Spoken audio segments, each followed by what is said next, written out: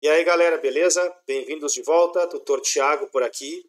E hoje a gente vai falar sobre a disciplina de Fundamentos e Teoria Organizacional, a unidade 1, certo? Isso tem o propósito, né? Esse trabalho aqui tem o propósito de auxiliar aqueles alunos que ainda não conseguiram finalizar ainda suas avaliações, em virtude de tudo que aconteceu, né? Das inundações, principalmente aqui no estado do Rio Grande do Sul. Então, sem mais enrolação, vamos aqui para o meu PowerPoint para a gente iniciar então a nossa disciplina. Bem, então a unidade 1 de Fundamentos e Teoria Organizacional vai falar muito a respeito desse quadro aqui, tá? Esse quadro aqui ele dá uma cronologia, tá?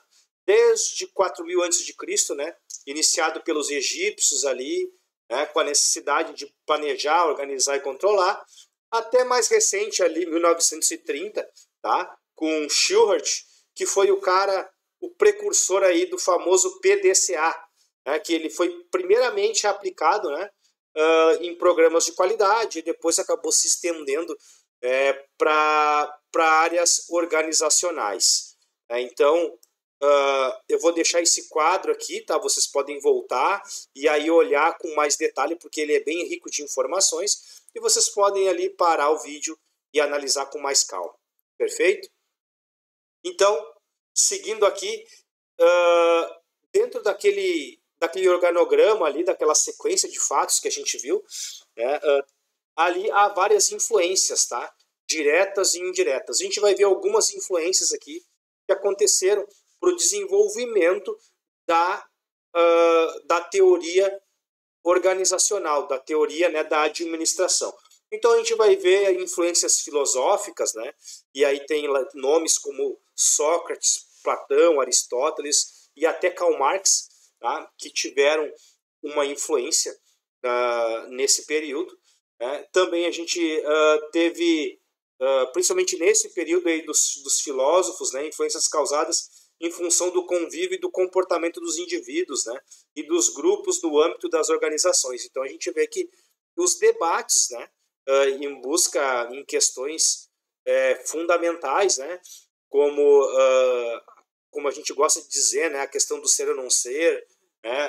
Para onde nós vamos, de onde nós viemos. Então isso tudo acabou influenciando também nessa parte aí da ciência administrativa. Temos também a influência militar, tá? Que teve uma influência muito significativa na ciência administrativa, tá? E aí nós podemos citar uma obra, né, de um general chinês, né, chamado Sun Tzu, tá?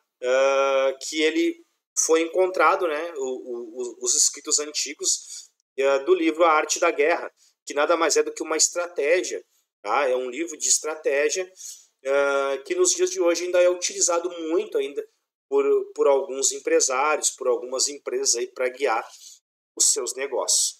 Tá? A gente tem também a influência da igreja, tá? Que sem dúvida alguma ela exerceu durante muitos anos e até hoje, em alguns países ainda, exerce uma autoridade assim muito relevante no que diz respeito à organização. Também nós temos também a influência científica, tá? E aí nós podemos citar três pessoas que foram fundamentais em um determinado período para a administração, que foi Francis Bacon, tá? Porque ele trouxe o método experimental indutivo. Nós temos René Descartes, que também trouxe o método cartesiano, e Isaac Newton, tá? Um grande inventor, uma pessoa notável de inteligência, tá? Que trouxe a visão mais racionalista. Tá? Então, todos eles tiveram a sua importância e influência, né, na evolução da administração. Tá? E aí nós temos duas pessoas que são realmente dois ícones assim que mudaram muito a forma de pensar de muitas pessoas, tá? De muitos empresários, de muitos países até, tá? Que foi Frederick Taylor e Henry Fayol. Esses dois aí realmente, um com uma ênfase mais na tarefa, tá? E o outro mais na estrutura. Ou seja, né, nós temos a escola científica, que é a escola de Taylor, tá, que busca uma maior eficiência nos processos produtivos, né, ou seja, está falando aqui de redução de custo, né, de possibilitar uma estruturação da empresa.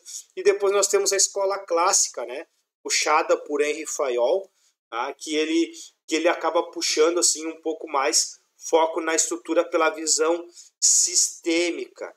Tá? Então a gente vê assim que existe assim essa diferença intrínseca entre os dois pensadores. Tá?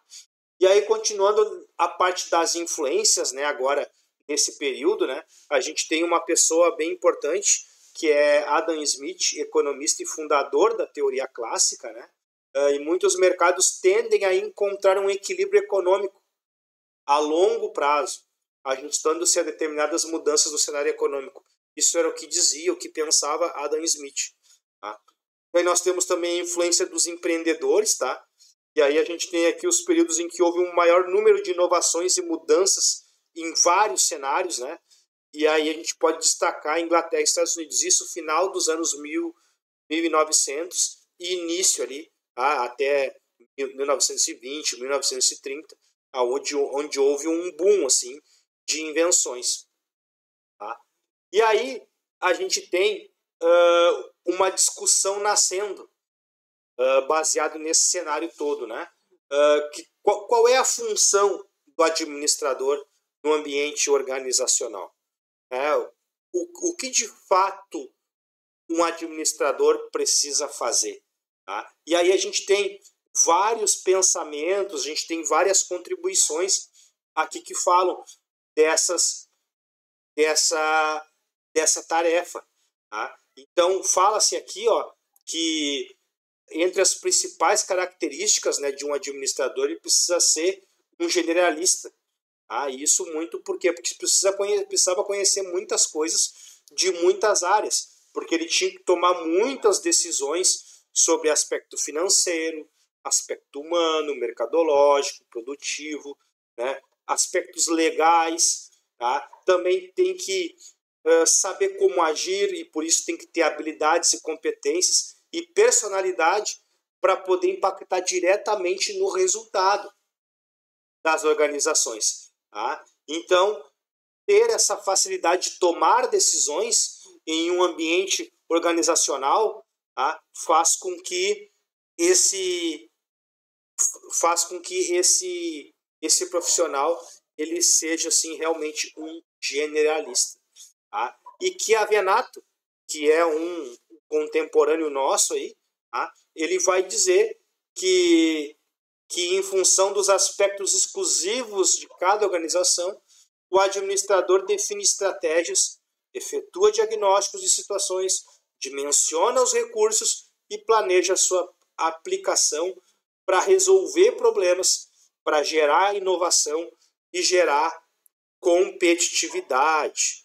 Olha só, né? Então Chiavenato ele consegue fazer uma síntese, né? Consegue fazer um resumo, né, de como um administrador moderno precisa atuar e qual é a cabeça que ele precisa ter quando ele precisa trazer resultado para uma determinada organização. Tá? Então, seguindo, então, né, a gente tem uma comparação aqui entre Chiavenato, entre o que pensa Chiavenato, né, e alguns outros escritores. Então a gente tem aqui, ó, as habilidades, ó, só para citar uma aqui, depois vocês podem ler com mais calma, tá? As habilidades necessárias do administrador. Tá? Aqui ele diz que precisa ter habilidades técnicas, humanas, olha só, humanas, capacidade de discernimento, tá? Para trabalhar com pessoas. Para Chiavenato também precisa saber utilizar métodos, técnicas e equipamentos. Olha só que interessante. Já temos aqui Oliveira, um outro autor, precisa atingir metas, resultados através da gestão de pessoas. E já, né, tem aqui outro no que diz respeito ao perfil do administrador, né? Precisa ter a capacidade e habilidade de atuar na evolução e no desenvolvimento das organizações. E aqui tem vários outros tópicos aqui, né? Sempre abordando as habilidades do administrador, responsabilidades e também o perfil comportamental do gestor. Aqui depois vocês podem explorar um pouco mais aqui esse quadro aqui, que ele é bem rico, tem bastante informação. Tá? Então, dentre essas funções administrativas, né, do administrador, ele, sem dúvida alguma, tá aqui planejar, organizar, dirigir e controlar. Esse quadrinho aqui, essa ilustração, fique bem claro na mente de todos, que é bem importante. O administrador, ele precisa ter isso aqui em mente, ele precisa seguir, tá? Precisa seguir, né? Caso algum administrador não tenha alguma dessas habilidades aqui, precisa necessariamente se desenvolver ao longo da sua carreira para que possa ser um administrador cada vez melhor, né, para buscar os resultados que a organização precisa. Tá? Então, nós temos aqui ainda, né, o ambiente interno e o ambiente externo das organizações. Tá? Então, para a gente que fique bem claro, né, existe aqui o microambiente e o macroambiente. Tá? No microambiente, o que nós temos? Temos os clientes, os concorrentes, fornecedores, né, os públicos em geral. Tá? E aqui no centro está a empresa, certo? E aí nós temos o macroambiente. Tá? Por que diferenciar essas duas áreas? Porque no microambiente nós temos as forças próximas à empresa, né? Que afetam a capacidade de servir o cliente. Então, aqui nesse ambiente aqui é o que a gente pode, né, de alguma forma, ter alguma influência. Né? A empresa pode ter uma influência mais forte, né, e poder controlar isso, né? Fazer isso de uma forma mais favorável para a empresa. Agora tem as forças não controláveis, tá? Que afetam o microambiente. Tá? Então, no macro, que é a questão natural, né? que está relacionado aí com questões climáticas. Nós temos também a questão demográfica, né? Que é o crescimento ou diminuição da população, seja de mão de obra, né? Ou seja mesmo de consumidores. Né? Tecnológico, né? Que depende muito de saber se realmente a região, né, tem país, enfim, tem a tecnologia necessária disponível para que a organização possa produzir. Temos a questão econômica, que afeta diretamente nos custos e no lucro da empresa. Temos a questão cultural, que também é muito importante, né? E a política, né? Sem dúvida alguma. Todos esses aqui do macroambiente não são controláveis pela empresa. Tá? Então, é muito importante que a empresa conheça isso e saiba como lidar e possa adaptar, né, o seu marketing. Tá?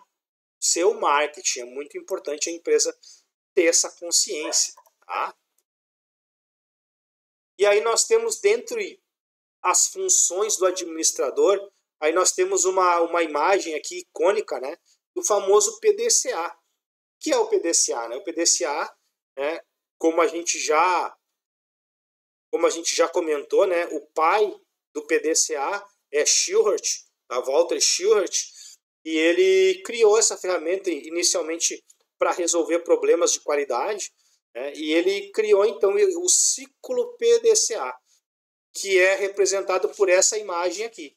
Tá? O P de planejar, o D de executar o plano de ação, o C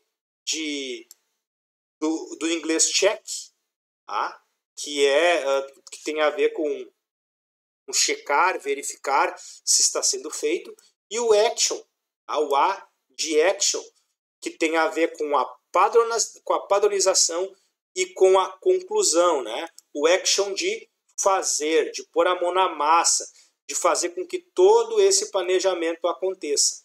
E dentro desse ciclo PDCA, nós temos aqui, sem dúvida alguma, né, todo o passo a passo. Temos o passo 1, que é a identificação do problema, análise do fenômeno, análise do processo, plano de ação e execução do plano de ação, verificação dos resultados, padronização e conclusão, né? Então, esse aí é o ciclo PDCA. Nos próximos dias aí eu vou colocar um vídeo específico sobre ferramentas da qualidade e ferramentas administrativas, e eu vou explicar com mais detalhe esse ciclo PDCA, mas ativa aí o sininho das notificações, se inscreve no canal, que em breve vai ter novidades aí com relação às ferramentas da qualidade, perfeito? Pois bem, então nós temos aqui aprofundando um pouco mais sobre Taylor, tá? Então, Taylor, ele viveu ali até aproximadamente 1915, e aí os escritores separam a vida, né, o trabalho, a obra de Taylor em duas partes. A primeira parte, de 1878 até 1903. Tá? Então, aqui, falando um pouquinho da vida dele, né, ele nasceu de uma família com princípios rígidos, disciplina, né, e teve muita devoção ao trabalho, né, e também a economia de recursos, né, a poupança. Né, ele foi muito influenciado pelos problemas sociais e empresariais, né, por causa da Revolução Industrial. Tá? E aí aqui havia então o chamado capitalismo selvagem, né, aquele dinheiro a qualquer custo, né? Não havia muita preocupação com o trabalhador, né, e muitos morriam nas fábricas, morriam nas ferrovias, né, que estavam em construção nessa época. Essa época foi muito marcada por criação de ferrovias, né? Enfim, o homem estava desbravando nessa época aqui. Tá? Então, Taylor ele realizou um trabalho minucioso, né, da análise das tarefas de cada operário, né, de cada colaborador. Né, e aí ele pegava os movimentos, né, os movimentos e processos de trabalho, e aí ia aperfeiçoando, né, fazendo uma racionalização. O que é isso? Entendendo o que era melhor, tanto principalmente no âmbito da produtividade. Tá? Então, ele criou, então, a gente chama, né, de OTR, tá? Que é a Organização Racional do Trabalho. Tá? E qual era o fundamento dessa teoria? Né? Era nada mais do que a análise do trabalho, do estudo dos tempos e movimentos, estudo da fadiga humana, divisão do trabalho e da especialização do operário, desenho de cargos e tarefas, conceito do homo econômicos e também condições ambientais de trabalho e padronização. Né? Então, vocês podem ver que ainda hoje, muitas fábricas, assim como nós temos muitas, para citar aqui algumas fábricas do ramo automotivo, por exemplo, são fábricas que trabalham muito com esses estudos de tarefas e movimentos, para racionalizar o trabalho de uma maneira que a perda seja muito pequena, né? que a perda seja muito pequena e que não tenha tanto atraso de entrega, como também redução de lucratividade. Tá?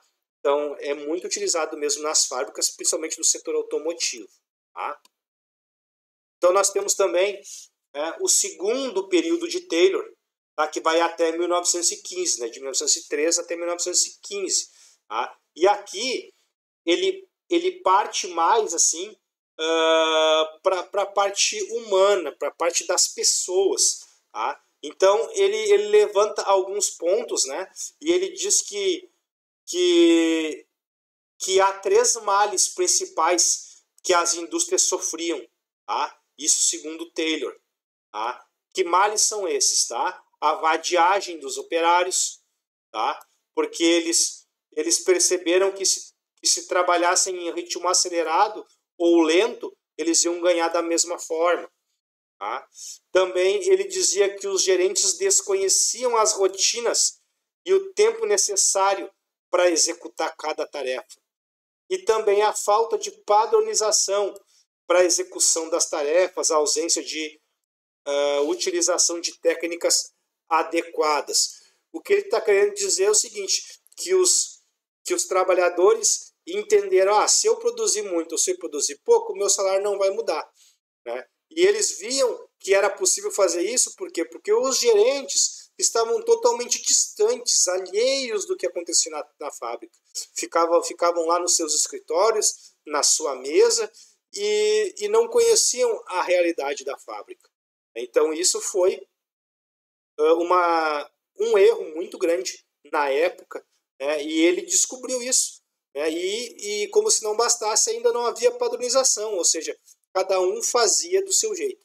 Então aqui Taylor, através dos seus estudos, verifica tudo isso, né? E começa a levantar essas questões, né? Para a modernização das fábricas. Tá?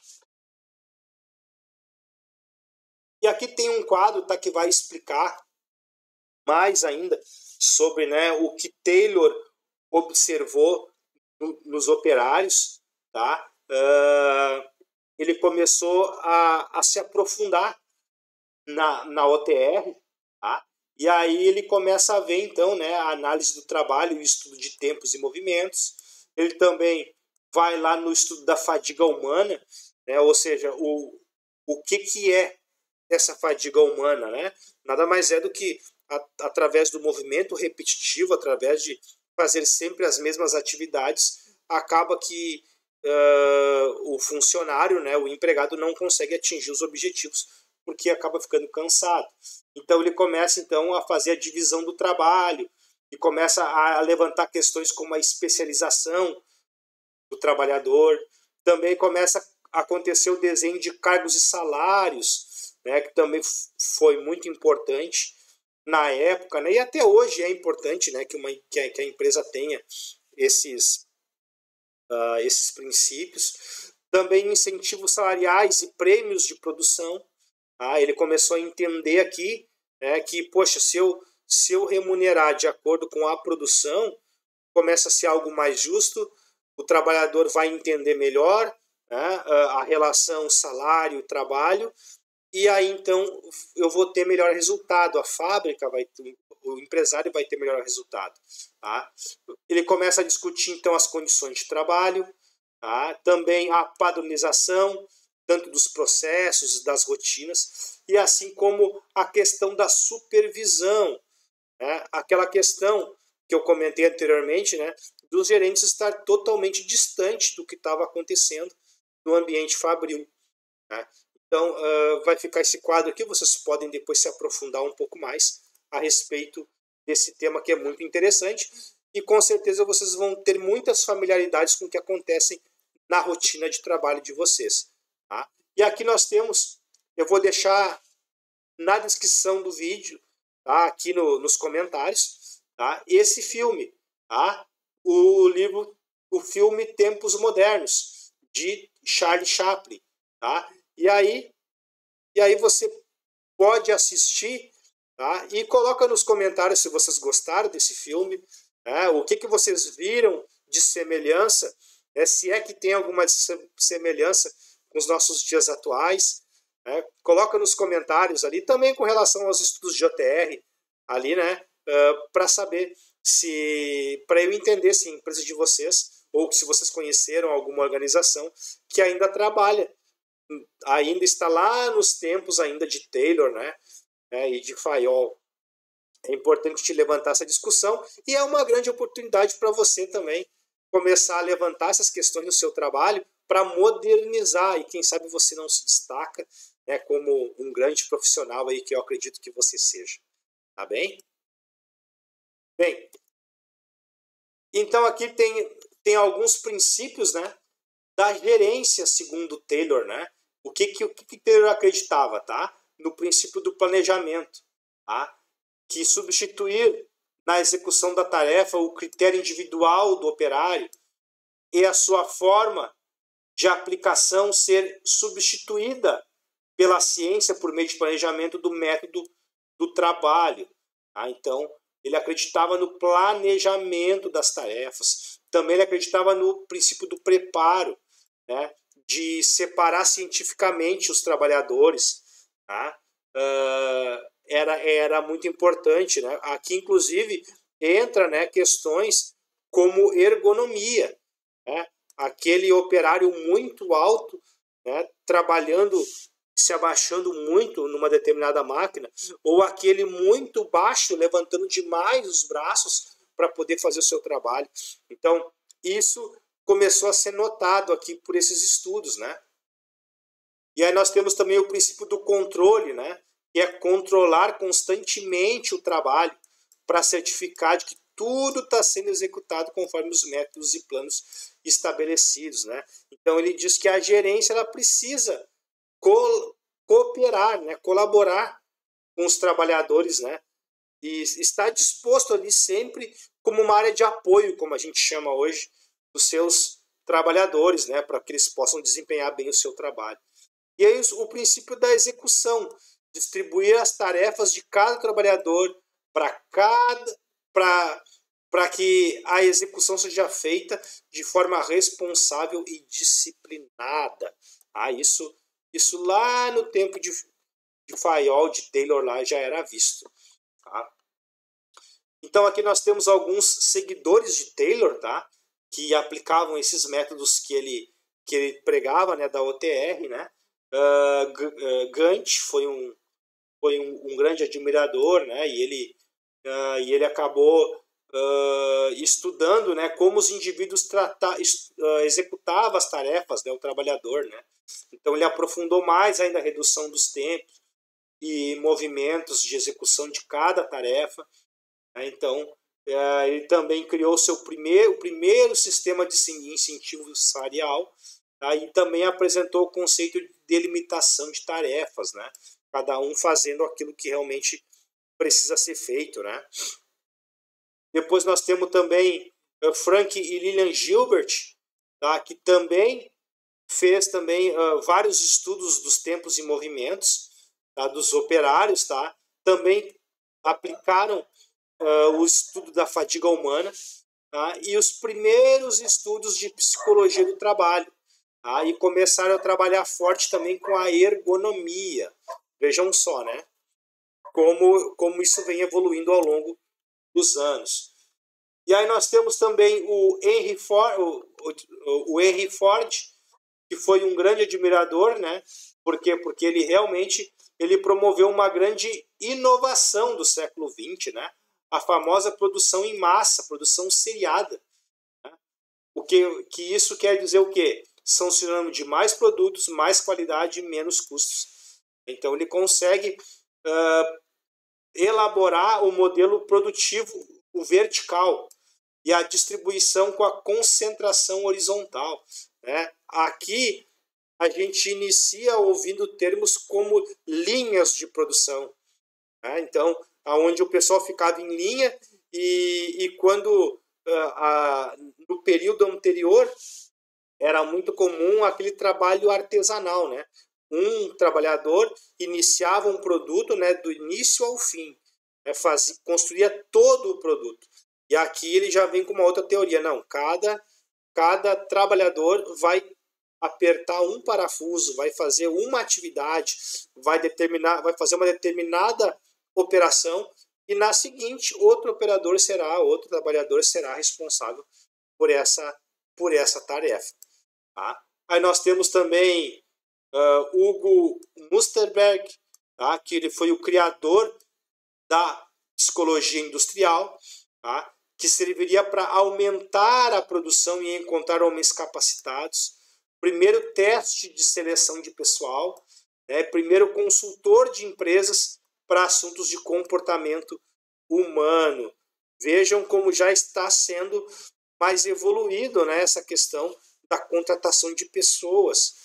Já não é qualquer pessoa que é contratada, não é qualquer pessoa que é chamada para trabalhar num ambiente produtivo.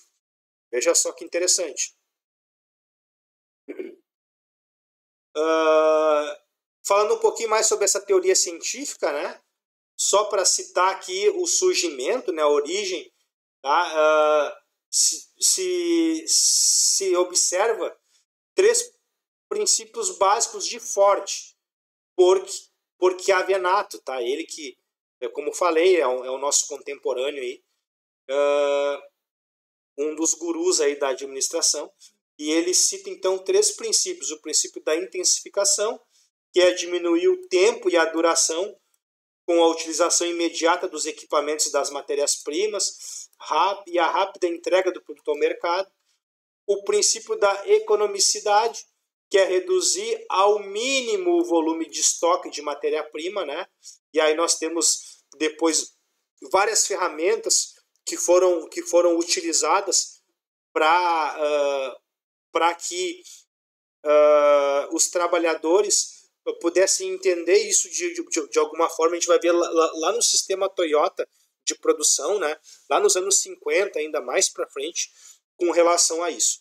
E o terceiro período, tá, que a gente está vendo, tá, o terceiro princípio, tá, é o princípio da produtividade, que aumenta a capacidade de produção do trabalhador no mesmo período por meio da especialização e linha de montagem. Então isso é muito importante, né? Foi um avanço para que as linhas de produção, né, principalmente de Henry Ford, pudessem prosperar, né, e pudessem produzir os carros que a gente conhece. E aí nós temos aqui a apreciação crítica, tá? Administrativa, né? Da administração científica, tá? E nós temos aqui, né, o mecanismo da teoria da administração, né, que é a questão da desumanização do trabalho industrial, temos a superespecialização do operário e temos também a visão microscópica do homem, né? Pessoas preguiçosas e ineficientes, papel monocrático do administrador, ausência de comprovação científica, né, da abordagem incompleta da organização, limitação do campo de aplicação, abordagem prescritiva e normativa, abordagem de sistema fechado e pioneirismo na administração. Então, esses foram todas a apreciação dessa teoria. E aí agora nós temos aqui uma outra figura muito importante, que é Henry Fayol. Henry Fayol, então, a obra dele, né, ele foi o fundador da teoria clássica, né, que nasceu lá em Constantinopla, tá, lá em Roma, desculpa, ele nasceu em Constantinopla e faleceu em Paris, tá, vivendo as consequências da Revolução Industrial.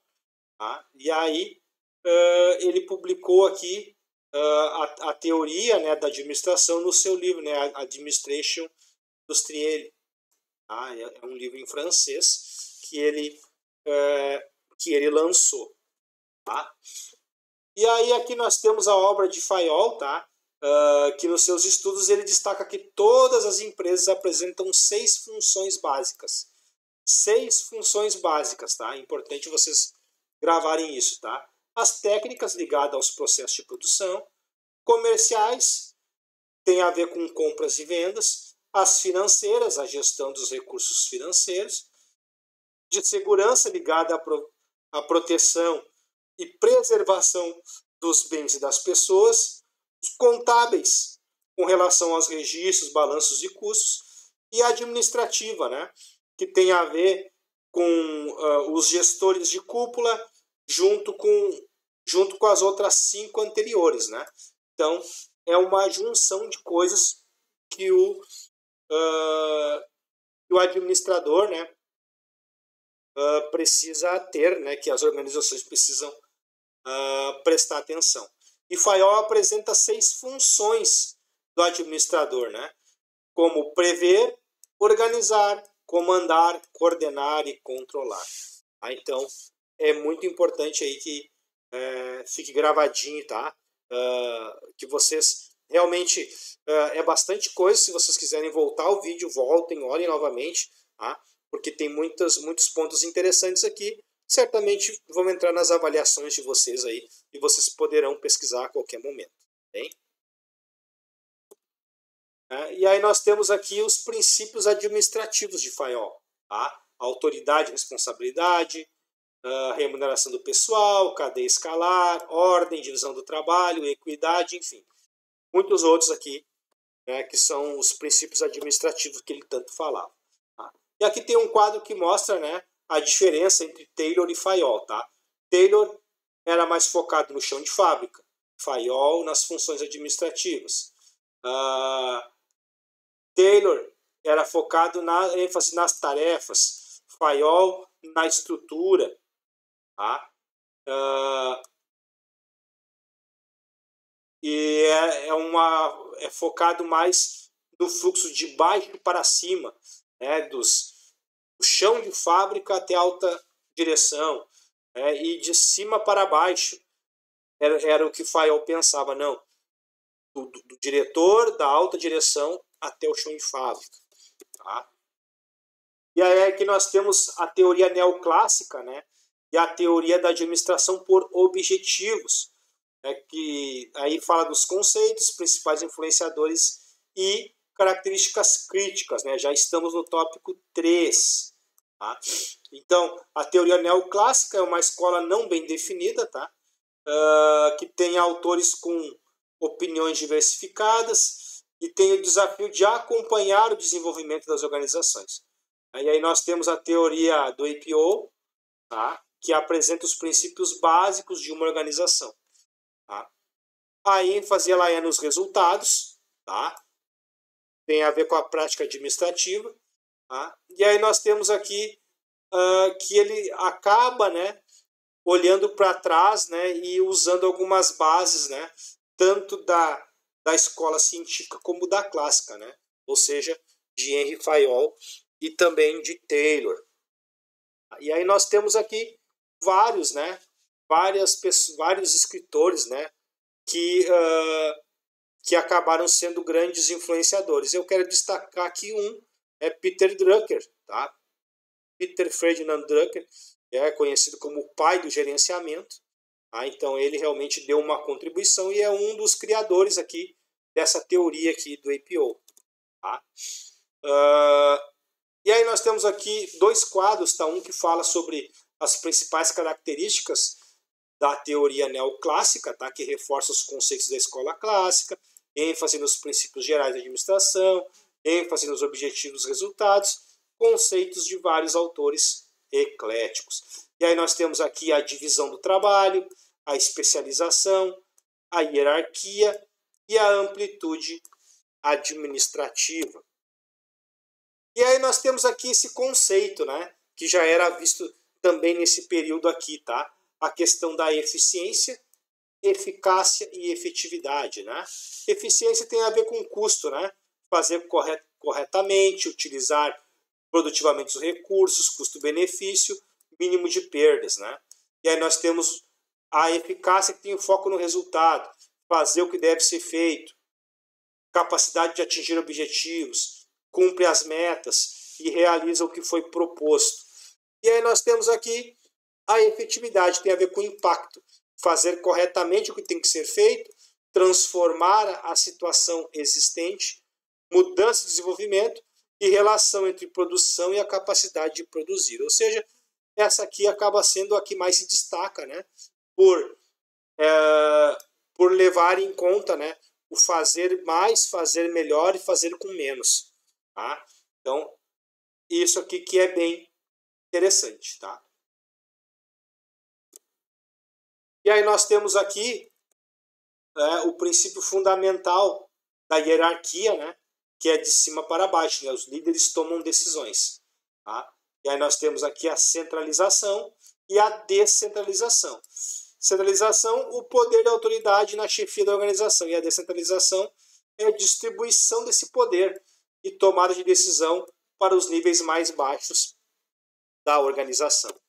E aí nós temos aqui a vantagem e desvantagens, né, da centralização. Eu vou deixar para vocês aqui, para vocês darem uma olhada com mais calma, tá? Que vai explicar aqui no detalhe por que é bom ou por que é ruim uma empresa com as decisões, uma organização com as decisões centralizadas. Tá? E aqui nós temos também a questão da descentralização, tá? As vantagens e as desvantagens da descentralização.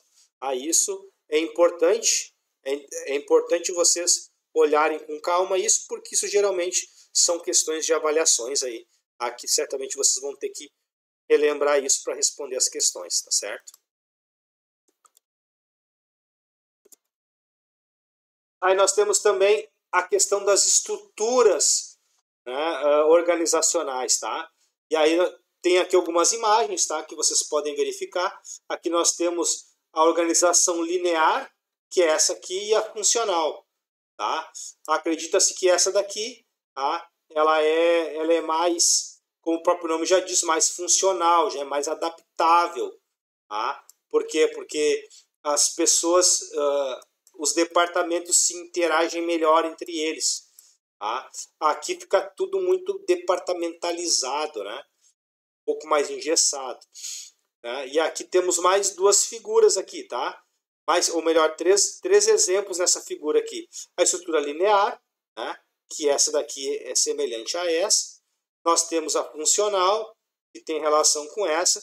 E temos também a estrutura de linha de staff, tá? Que aí nós temos aqui a figura do diretor, o staff, né? Que são os líderes, vamos assim dizer, os que estão ali muito próximos do diretor, e aí eles acabam interagindo então com a gerência, né, e com a assessoria, tá?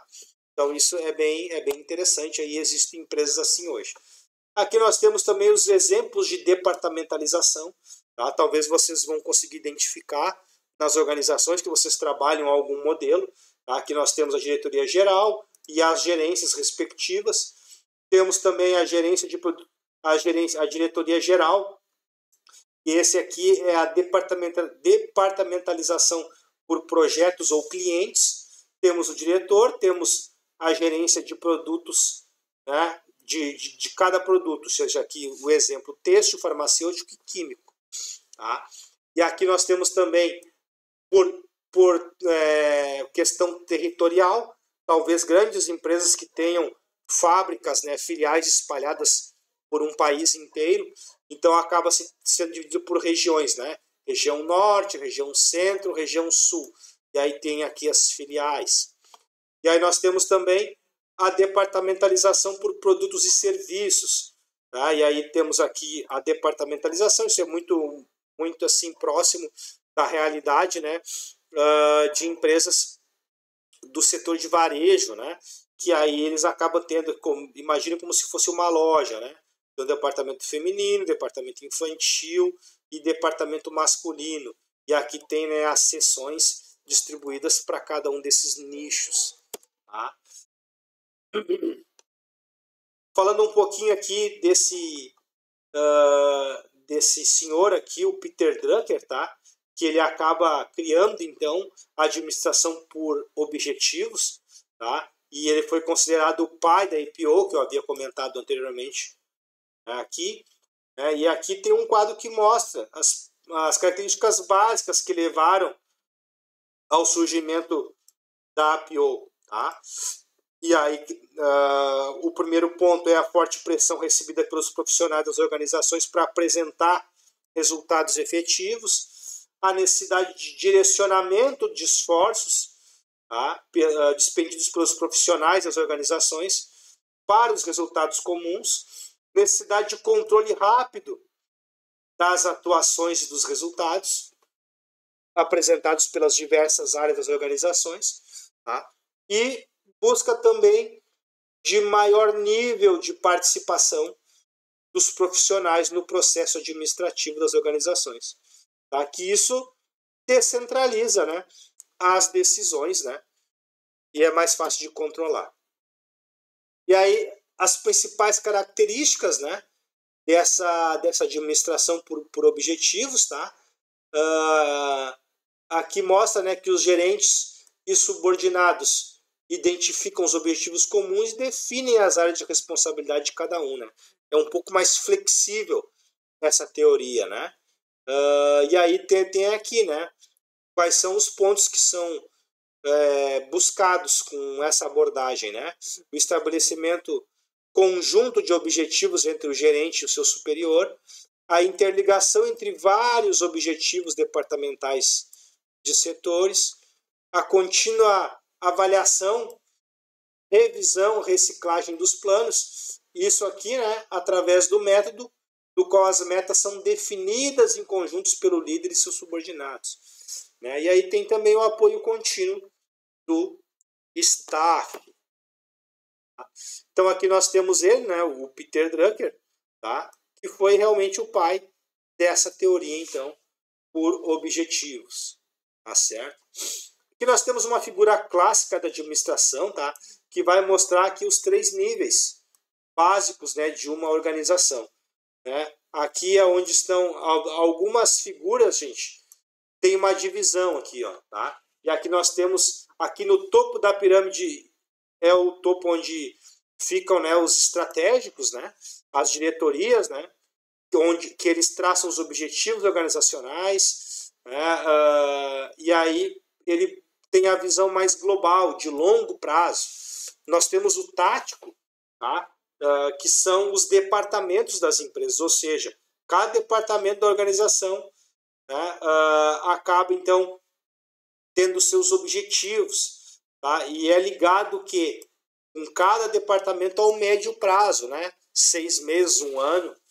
Tá? E temos os operacionais, tá? Referentes a cada atividade ou tarefa. Tá? Se fosse uma comparação, né, seria lá no chão de fábrica, né, comparando com uma fábrica nos dias de hoje. Tá? Então, aqui é curto prazo, é mais assim para ver a questão do dia, da semana, do mês. Né? Os objetivos são de curto prazo. Tá? Então, paramos por aqui. Tá? Paramos por aqui hoje. Esse foi, então, a primeira unidade de teoria organizacional.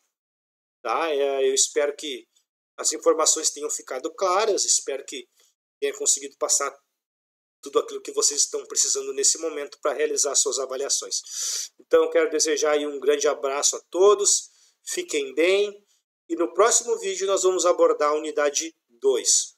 Um grande abraço.